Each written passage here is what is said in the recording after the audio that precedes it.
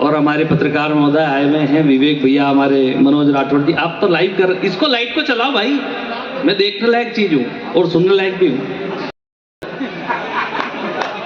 तो आप लोग आनंद लीजिए। और इतना बड़ा जो आपने फंक्शन किया है, इतना बड़ा कार्यक्रम किया है, ये मुझे बिल्कुल राष्ट्रीय कार्यक्रम टाइप लग रहा है। राष्ट्रीय कार्यक्रम कैसे होते पता आपको? जैसे अपने यहाँ पे राष्ट्रीय पक्षी है, राष्ट्रीय ध्वज है, इसी तरीके से हमारे यहाँ पे एक शादी नहीं हुई थी, तो अभी पिछले दिनों गुजरात में वो शादी निपटी, राष्ट्रीय शादी अंबानी परिवार में। 4 दिन तक पूरा परिवार रहा, शादी वादी होती रही, कोई दुर्घटना नहीं हुई, और अनंत अंबानी की शादी हुई। उसको देख करके लगता है कि हाथी को भी हिरणी मिल सकती है। हाँ, मुझे पता है मेरे शहर के लोग सारे पढ़े लिखे हैं और बाहर से आए हैं, वो तो मरमत हैं ही सही, इसलिए। और हमारे मनीष भाई, आपको प्रणाम करता हूँ, आप तो जस्ट लाइक लगते ही अनंत अंबानी हैं। मनीष भैया का बहुत बहुत धन्यवाद, ये बहुत हमारे अच्छे बाउंसर है, और इनको देख के लगता भी है कि बाउंसर है। इनको ऐसे करो तो 2-4 बार टप्पे भी खा लें भले, इसलिए।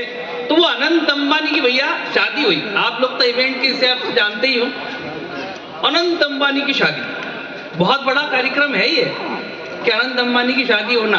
क्योंकि आजकल के क्या है कि जो जितने भी परिवार के लोग हैं, उनको ये बहाना मिल गया। वो बताते ना, लड़के का फोटो बताते, रवि सर, कि वो लड़के का फोटो बताते हैं लड़की को, तो लड़की मना कर देती, बोले नहीं नहीं नहीं, ये तो मोटा लड़का है, मैं तो नहीं करूँ। तो आजकल पिताओं को क्या है कि बहाना मिल गया, बोले बेटा कर ले, अनंत से मोटा तो नहीं है, और अनंत तो बिल्कुल अनंत है, वो तो अंत कर दे। अच्छा, द्वापर में जब राधिका आई थी, द्वापर में जब राधिका आई थी तो खुशियां बढ़ गई थी। इस बार राधिका आई है कलयुग में तो रिचार्ज बढ़ गया, लोग पोर्ट करवाने लग गए, जियो से BSNL में पोर्ट करवाने लग गए। कि जियो से पोर्ट करवाना BSNL में बिल्कुल ऐसा लगता है शुभम भैया कि जैसे नई वाली से बिगड़ जाए तो पुरानी वाली से बात कर। और तो मैंने आपका नाम भी मतलब ऐसे नहीं लिया, वो तो खुश हो रहे बहुत कि मतलब नई वाली से बिगड़ जाए तो पुरानी वाली से बातचीत शुरू कर दो। तो मैंने एक से पूछा, मैंने कहा यार भाई तूने पोर्ट करवा लिया BSNL में, अभी क्या चल रहा है? तो सर, रवि सर, उसने जवाब क्या दिया, बोले भैया पोर्ट तो करवा लिया है, लेकिन लगता है ऐसा ही कि सर्विस तो उसी की अच्छी थी। आइए कुछ देर आपके बीच में हूं, फिर हमारे सारे कलाकार साथ उसी जज्बात में नहाता चला जाऊंगा। हृदय की लय पर होकर अभय यहाँ जय को उदय पर लाता चला जाऊंगा। कलियों से डालियां, कविता से तालियां, जीजा जी से सालियां मिलाता चला जाऊंगा। ये वही बजा रहे हैं जो सालियों से प्रेम करते हैं। नहीं नहीं नहीं, जिलाध्यक्ष महोदय का कोई कुछ नहीं करेगा, अभी पेमेंट बाकी है। फोटो खींच रहे, फोटो खींचो, जितने मर्जी है उतने खींचो, इसको अखबार में मत छाप। ये अखबार में छापेंगे, अखबार जाएगा हलवाई के पास, हलवाई उसमें रखेगा जलेबी, और जलेबी रख के देगा बच्चे को, बच्चा तो जलेबी खा के फेंक देगा अखबार, और मेरे मुंह पे लग रही चाशनी, और मुझे पसंद नहीं कोई कुत्ता मेरा मुंह चाटे। लेकिन सर, आप तो राष्ट्रीय अध्यक्ष हैं, लेकिन हम राजस्थान के लोग सर, प्रदेश महामंत्री जी भी बैठे हुए हैं सर, भाटी साहब, आपको प्रणाम। अपन राजस्थानी लोग हैं सर, अपने यहाँ पे ब्रह्मा जी का मंदिर है पुष्कर जी में, वहां बहुत सारे अंग्रेज आते हैं। वहां एक मेला लगता है पशुओं का, मैं उसमें गया था खरीदने, कवि सम्मेलन होता है उसमें, उसमें गया तो कविता सुनाने के लिए गया मैं पुष्कर जी में। वहां पे मेले में गया, मेरा फोटो छपा, फोटो छप के गया हलवाई के पास, हलवाई ने उसमें जलेबी रख के बच्चों को नहीं दी, 2 18-18 साल की गोरी गोरी अंग्रेज उनको दे दी। अब वो तो विदेशी है, उनको हिंदुस्तानी खान पान का थोड़ी पता है, उन्होंने जलेबी खा ली। अब उनको ये पता नहीं चाशनी का क्या करना है।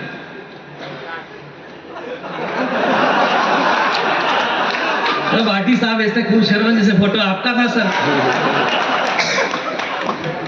तो अपन तो बहुत कमाल के लोग हैं। हिंदुस्तानी आदमी को पता लगाना आता है, और पता कैसे लगाया जाता है मैं आपको बताता हूं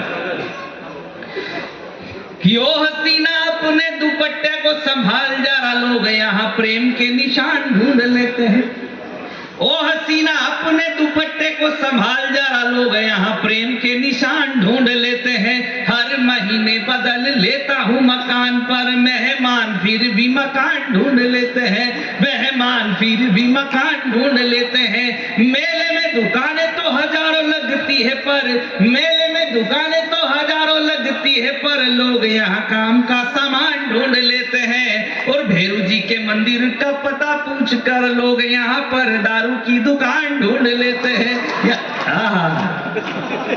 वाह वाह भैरू जी के भक्तों, ये वही है गोपाल भैया जिन्होंने खाना नहीं खाया अभी तक। ये वो लोग हैं जो खाली पेट खाना नहीं खाते। ये बड़े कमाल के लोग हैं। मुझे तो अच्छा सर, रवि सर तो मैं आपका बहुत प्रणाम करता हूं सर। आपको तो मैं पहले भी मिला हूं, और मैं जब पहली बार मिला था रवि सर से, उसके बाद मैं वहां सर दिल्ली भी आया था, आपको पता होगा। घर आया, कितना झूठ बोलते हो सर आप, नहीं आया मैं। नहीं मैं मजाक कर रहा हूँ, इसमें हंसाने की बात है। रवि सर, पता है आपको ये राष्ट्रीय अध्यक्ष क्यों है?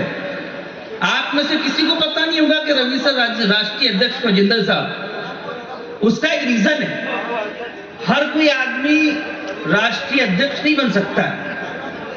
बहुत बड़ा कारण है, उसके लिए हमको चाहिए इंटेलिजेंसी।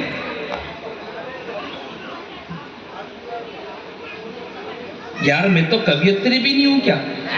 मुझे लगा कि भाई उधर से ठीक नहीं दिख रहा हूं तो इधर से देखना आया। पर्दे वाला शर्ट है पर आपको ठीक है। तो मैं आपको बता रहा हूं कि रवि सर, जिंदल साहब हमारे राष्ट्रीय अध्यक्ष क्यों हैं, उसका एक बहुत छोटा सा उदाहरण है। आप सब लोग तो इज्जत करते ही इनकी घर में भी बहुत इज्जत है। बाकी होती नहीं है पुरुषों के घर में इज्जत। पुरुषों की इतनी इज्जत होती है कि जैसे ही घर में आदमी घुसता है तो पत्नी कहती है बोले तुम में अक्ल नहीं है, और आदमी कहता है बोले कि तू सही कह रही, अगर मेरे में अक्ल होती तो क्या मैं तेरे से शादी करता। वो वाली बात है। तो भाभी जी को बोले मुझे आलू खाने की इच्छा है, तो भाभी जी ने एक आलू को उबाला, प्लेट में रखा और सर के सामने रख दिया। इन्होंने कहा बोले तुमको किसने कहा था कि मुझे उबला हुआ आलू खाना है? मुझे तो तला हुआ आलू खाना था। भाभी जी ने कहा कोई बात नहीं, वापिस ले गए। कल वापिस बात हुई, इन्होंने कहा बोले मुझे आलू खाना है। बोले ठीक है। तो भाभी जी ने अपनी बुद्धिमत्ता का प्रयोग किया, बोले कि ठीक है, इनको उबला हुआ नहीं खाना था, आज तला हुआ खा लेते। तो तल दिया और तल के सामने रख दिया प्लेट में। तो सर ने वापिस कहा बोले कि तुम भी कमाल हो, जब कल तला हुआ खाना था तो उबाल दिया, आज उबला हुआ खाना था तो तल दिया। लेकिन इन्होंने कल वापिस कहा बोले कि नहीं, आज तो मुझे आलू खाना ही, क्योंकि कल मुझे जाना है प्रतापगढ़, तो आज तो मैं आलू खा के जाऊंगा चाहे कुछ भी हो जाए। तो भाभी जी ने अपनी बुद्धिमत्ता का प्रयोग करके कहा एक आलू को उबाला और एक को तला, और दोनों प्लेट में रख के सामने, इनके सामने जब आलू आए तो इन्होंने भी कहा बोले तुम भी अजीब महिला हो, जिस आलू को उबालना था उसको तो तल दिया, और जिसको तलना था। ऐसे ही कोई आदमी राष्ट्रीय अध्यक्ष नहीं बनता है। सर मैं आपको प्रणाम करता हूं, जरा एक बार इनके लिए सम्मान में ताली बजाइए। और हमारे गोपाल जी सर, गोपाल भैया का तो मैं खैर बहुत बड़ा फैन हूं ही सही, आपके जिला अध्यक्ष में तो यहीं पर बहुत बड़े गोरक्षक भी हैं और गो सेवक भी हैं, इसलिए मैं आपको प्रणाम करता हूं। 4 पंक्तियां आज आपके नए जिला अध्यक्ष के लिए पढ़ना चाहता हूं। बैठा नहीं नहीं, वास्तव में मजाक नहीं कर रहा हूं। एक नरेंद्र मोदी है जिसने जब से शपथ ली तब से अभी तक कोई छुट्टी नहीं ली, एक दिन की क्या, 1 घंटे की छुट्टी नहीं ली। और एक ये है जिन्होंने जब से शपथ ली तब तक कुर्सी नहीं ले रहे। तो मैं इनके लिए भी 4 पंक्तियां पढ़ता हूं, तो जरा आप उनके लिए तालियां बजाइएगा कि पत्र उसे मिलता है, अभी नहीं, पहले पेमेंट नहीं करते हैं। अपन तो प्रतापगढ़ के लोग हैं, इतने बढ़िया लोग हैं। बताओ गोपाल भैया, सर्दियों में कांजी वड़े खिला दिया आपने इनको, हैं? इनको सीता माता मेले की याद दिला दी अभी से, शीतला सप्तमी की। पत्र उसे मिलता है, पत्र उसे मिल। सर आप इतना गौर से मुझे घूर के क्यों देख रहे हैं? मुझे ऐसा लग रहा है कि लॉरेंस बिश्नोई टाइप मामला लग रहा है और मैं सलमान खान। ऐसा काम मत कीजिए कि पत्र उसे मिलता है जिसका नाम होता है। गिरीश जी सर सुनिएगा, आपकी भी बहुत मेहनत है सर। सारा कार्यक्रम, पूरा जिला कार्यकारिणी को मैं बहुत बहुत बधाई देना चाहता हूं कि आपने इतना बड़ा कार्यक्रम किया। और मैंने तो अभी सुना भी 1 घंटे पहले गोपाल जी कह रहे थे, बोले कि अगर 6 मासिक बैठक भी करनी हो तो भी हम तैयार हैं। तो 6 मासिक में पूरा कवि सम्मेलन करना भैया, क्योंकि मैं अकेला कवि कब तक बोलूंगा। 6 मासिक में तो सर पूरा कवि सम्मेलन बढ़िया सा करेंगे। नहीं सर, ये मुझे ना 1.5 साल पहले सांत्वना दे गए थे रवि जी कि आपको बुलाएंगे सर हम जोधपुर, पर आपने बुलाया नहीं सर, अपनी उधारी बाकी चल रही है। तो सम्मान उसे मिलता है जिसका काम होता है, और स्वयंवर में आमंत्रित होने से क्या होता है? सीता उसे मिलती है जिसमें राम होता है, सीता उसे मिलती है। राम का नाम लेती लक्ष्मण खड़े हो गए। ओ भैया, ये बहुत पुराना बहाना है, देखो ये मोबाइल कान पे लगा के जाने वाला बहुत पुराना। अच्छा यहाँ इसमें इको वगैरह हो तो खत्म कर देना, अपना ही साउंड है ना, अपना ही साउंड है, इको वगैरह खत्म कर दे। इको की सर बहुत दिक्कत होती है। मैं लखनऊ में गया था एक प्रोग्राम करने के लिए, तो उसमें इको बहुत था। तो इको में क्या होता है कि आवाज 2-2, 3-3 बार आती है। Hello hello hello hello hello, ऐसे 3-3 बार होता है। तो मेरे साथ में एक शायर था सलीम करके, तो उससे जाते ही सबसे पहले तो वो खत्म करवाए, बोले इको खत्म कर। मैंने कहा ऐसा क्यों कर रहा है? बोले यार भैया एक तो उत्तर प्रदेश का मामला है और इसमें इको लगा हुआ है, अब 3-3 बार आवाज आती है। मैं बोलूं सलीम सलीम सलीम, गलती से मुंह से अगर तलाक निकल गया हाँ तो समझ में आए तो ताली वाली बजा करके बताया करें आप लोग। और ताली बजाने का मेरे पास में आप लोगों को, ये माता बहने बेटी मैं आपको प्रणाम करता हूँ।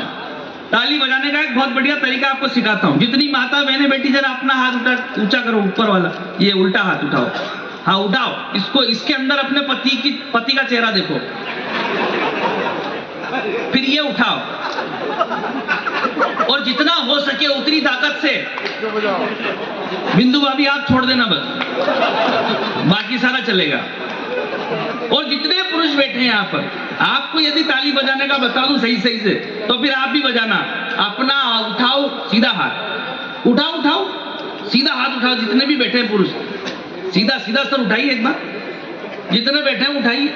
अच्छा आपकी हुई नहीं क्या अभी तक? उठाओ। अब इसके अंदर अपनी पत्नी की फोटो नहीं देखनी है, इसमें उस बिचौली की फोटो देखो जिसने अपना ब्याह करवाया।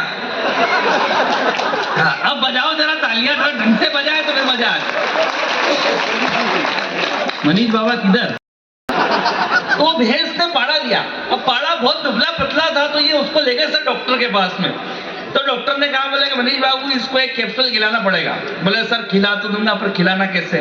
बोले कुछ नहीं, एक गोंगली लेना, पाइप पाड़े के मुंह में फंसाना, उसमें कैप्सूल डालना और फूंक मार देना। ये घर पे आए, इन्होंने पाड़े के मुंह में लगाई पाइप, उस पर डाला कैप्सूल। अब ये फूंक मारे उससे पहले पाड़े ने फूंक मार दी। तो आनंद हर जगह बिखरा पड़ा हुआ है, बस आप लोग ताली बजा करके आनंद नहीं लेते हो।